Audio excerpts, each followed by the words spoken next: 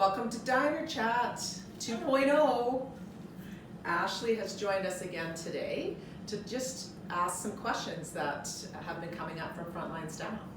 So we do have a Diner Chat in person that was booked already for February 11th at 1 o'clock here at the office, and details will be coming out about that. But just in preparation and a bit of a teaser, there's a couple of key questions that I think are burning on people's minds right now that Ashley is going to take one for the team and bring up on your behalf, and we'll just have a chat about it. All right, so Pam, can I carry over more than like 40 hours going into next year, like March 31st? Can I carry over more than a week? So we're talking about vacation. Yes. Right. So, no, you cannot carry forward more than 1 week of your vacation. And we have a hard line on the March 31st, and I think this is a middle of a pay period this time, which complicates it, but we're sticking hard on March 31st. You do have to use, the purpose of vacation is to have a break, to feel better, to get away with your family. Right? So we're hoping that throughout the year, people have a plan with their teams and with their supervisor to use their vacation up, and that people aren't saving it up. And being in the position where if you don't use it by March 31st, you actually are going to lose it, right? And we're pretty firm on it this year. And the reason that we're firm on it is actually an issue with the auditor. So the auditor sits down at audit time, which for us is March 31st, is the end of our year. And he said, you know, any vacation that's accruing, even the 1 week that you're allowed to accrue, times all of our employees, is a huge number for IHRSA. So it becomes a liability if we have to, worst case, pay out all of that money. It's actually millions of dollars, believe it or not. Even if people are only carrying forward, if you're a 20, you would carry forward 20. If you're a 40, you can carry forward 40. That adds up over 400 and some employees, and it becomes millions of dollars, and you know that's a huge liability for IHRSA. So the auditor said no to any carrying forward, and we just said, okay, can we have a compromise? Can we allow people to have 1 week? And so they finally agreed to that. So it's 1 week, 40 hours for a 40-hour employee, and it's a hard, firm line on the 31st. I know in the previous years we tried to be flexible, and then it becomes a mess. So we've been sending out, it's been in writing and clear messaging. So I know being the end of January, there's only a couple months left, so it becomes crunch time. But my hope is that people start to use it, you know, in September and October, and it doesn't become let's just save it all till the end of March. So maybe that's not the answer people are looking for, but it is the firm answer on the 31st of March. Awesome. Thank you. All right. My second question is, from my understanding as a full-time employee or even like a regular staff, previously we would be able to pick up extra shifts at our regular rate. And now we're picking up shifts at the relief rate. Right. So I have a little bit of a long roundabout answer for this. So, and I will get to the answer as to why, because your question is why. I used to be able to pick up shifts at my permanent salary divided into an hourly rate kind of thing, Yeah. and now I'm at $20.50 or whatever our relief rate is, right? So, first of all, the government right now has a very tight budget. I've attended many meetings in person directly with the minister over the last couple weeks, and he's made it clear that he has to make some real tough decisions. And if you've been watching the news, there already has been cuts. So the Disability Action Hall in Calgary, as well as the Action Hall or the advocacy group in Edmonton, and then there was an advocacy group down south, were all cut. Their contracts, they were given 30 days or 60 days notice. So those have been cut. Inclusion Alberta has been given cuts. So IHRSA hasn't been told yet that we're having a specific cutback, but we certainly know that this is a very tight budget year, and the minister said point blank to me there will not be salary increases. So I know that's probably behind the scenes question that people are asking. There will not be money in the budget. And to me, if Ursa's budget is flat, meaning we get the exact same money as last year that we do this year, that's actually a cutback. Because benefits has gone up, insurance has gone up, food has gone up. Like, I don't know anything that's gone down, right? Everything's gone up. So if our budget is flat, which would be the best case scenario, that actually needs a cutback.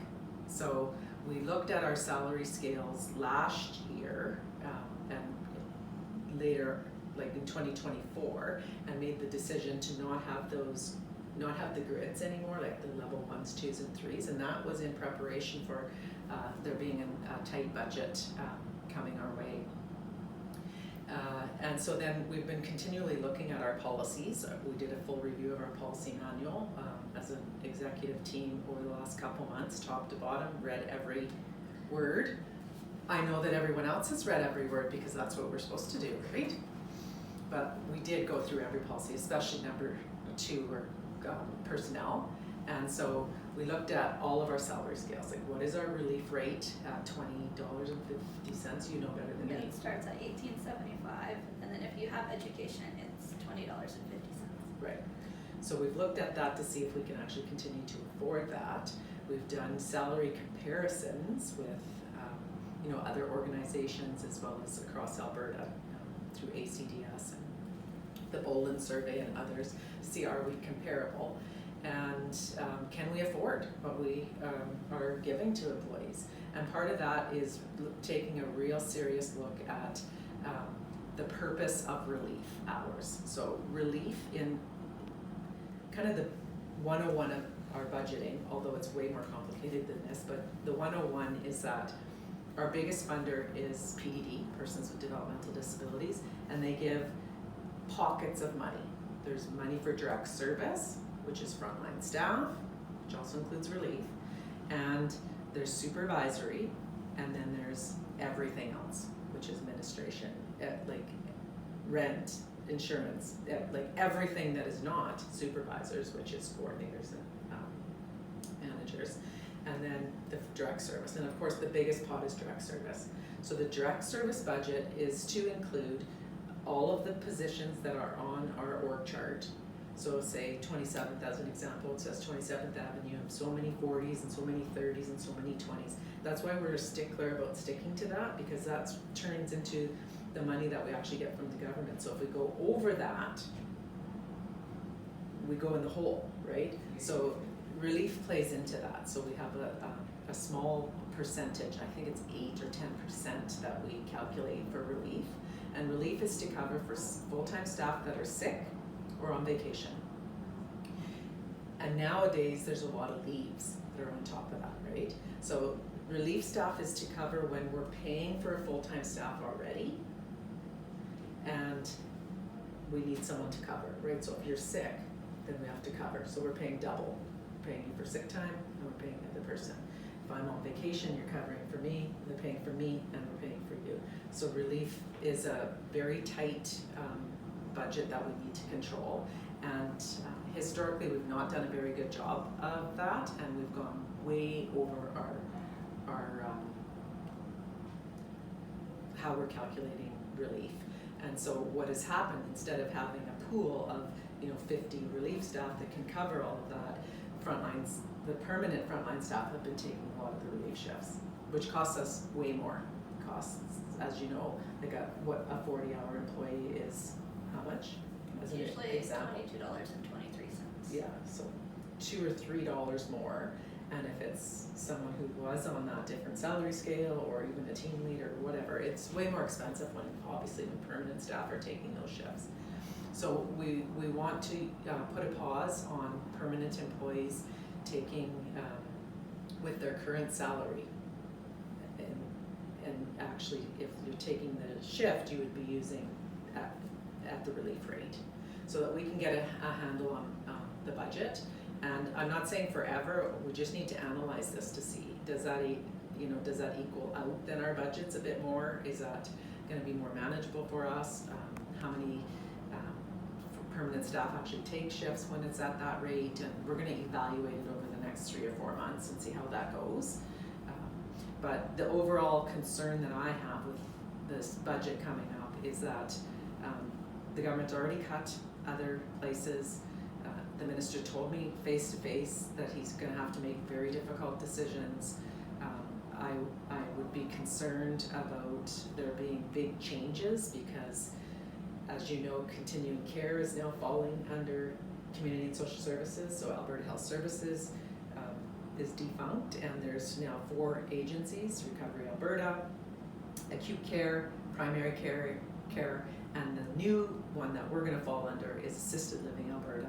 So all the nursing homes, all the care centers, AISH, homeless shelters, domestic violence, like a whole bunch of stuff is falling under the Community and Social Services Ministry now, which is like $5 billion worth of things. So I think there's going to be a lot of changes. There's going to be a lot of moving parts. And I do think there's going to be some opportunities though, because I know one of the underlying questions people have is what about wages? And so I did specifically last week ask the minister directly, you know, your brother, the other minister, came to IRSA actually and announced the wage increase in 2023 and said that it wasn't going to be a one-time dump, and it actually has been. He gave one time and then that's it. And his answer was that was a different year because it was an election year, and with what's happening with the tariffs and the US and all of the concerns across the world, it's just a different playing field. So there certainly is no indication there's going to be increases. But the positive of, I think, that I heard him say of continuing care falling under, that would be home care and healthcare aides and all of the folks that work in care facilities, that some are unionized, or actually a lot of them are unionized. So it would be easier for him to have an equalization of pay. So disability support workers are paid less than healthcare aides and less than home care workers. So he now has all of that under his ministry, and he feels it's going to be an easier sell to go to Treasury Board and say, look, why would home care be paid more than homeless shelters, than disability support workers? Then like he's going to have all of these social service organizations and social service programs under him and be able to do some equalization, hopefully bringing up those with disability, the disability support workers, as in workers at IRSA as an example, up to the rate of the rest. His goal isn't to bring people down to the lowest common denominator. So I hope there's going to be some positives with that, but IRSA needs to do everything we can before budget cuts come our way. And again, remembering if it's a flat budget, that's actually a cut for us. So instead of cutting group homes or cutting numbers of full-on positions or actually decreasing the rate of pay of all employees, we tried to look at the smaller things that we might be able to fix first. So we're going to pause this relief extra hours situation, take some time to figure out is that going to help our situation, and then we'll be forwarding out information on that. I know it's a little bit disappointing for some staff that have been picking up quite a few shifts, but we do count on you to pick up someone you can, and I know Olu and yourself are going to do whatever recruitment we can around relief staff to have some relief, a bit of a relief program. You're looking at the calling out system in terms of Shift Shark, a different, like looking at the whole relief system to try to have a more robust pool of people to be able to call upon. So it might not be the answer people are looking for, but I hope that gives a bit of an explanation as to why we're doing that, and also give you a heads up that this is not a good year for social service organizations around budgets, and I hope that I know that IRSA has a strong presence in the community. We're part of many, like I'm the chair of ACDS, Alberta Council of Disability Services. I'm able to meet with the minister on a regular basis. He knows who we are, and I'm not worried about IRSA closing. I'm not worried about big sweeping cutbacks coming. I think he's going to do whatever he can to not impact direct service, but so that's why he cut the advocacy groups. Anyways, I can't speak totally for him, but I do feel like the minister does understand us. whether you saw the news or not, last year he has twins, and his son and daughter were in a serious motor vehicle collision, and he was actually first on scene. I can't imagine that as a dad, but his daughter was okay, but his son sustained a very traumatic brain injury and is relearning to walk, relearning to talk, relearning to eat, and so he's very well aware of brain injury and the impacts across a lifetime. He's also very well aware of IRSA and the brain injury services that we have and the leader that we've been in the brain injury field. So it's top of mind for him, and I feel very confident in us as an organization. This year's 40 years for us. We've been around for 40. I'm sure we're going to be around for another 40. We're just trying to do some kind of low-hanging fruit, if you will, around things that we can straighten out now, just in preparation for even a flat budget this year. So it probably answers your third question, which is there going to be salary supplements? Probably not, but having said that, if any money is left in any budgets, we do want to give it out. It does get complicated at IRSA because we don't just have one funder. We have like 5. So I hope that we'll be able to do supplements across the board, but we might not be able to. Any money that's left, even if it's $3, is going back to the staff. But it doesn't mean that there's going to be big amounts coming forward. So, but it's not all doom and gloom. I think there's going to be some positives. I've been asked to be on some working groups and things as this transition to the new continuing care fitting under the ministry. I'll be part of some of those conversations, so any information I can pass on, we'll be able to do that. But yeah, so any other questions? No, I think that's everything. Yeah, so I know everyone does have more questions, maybe wants to talk more about these topics. February 11th, 1 to 2 is our next diner chat here in the office. Please join us, and we look forward to talking more about this and any other questions you might have. So have a good week, and we will see you soon. Bye.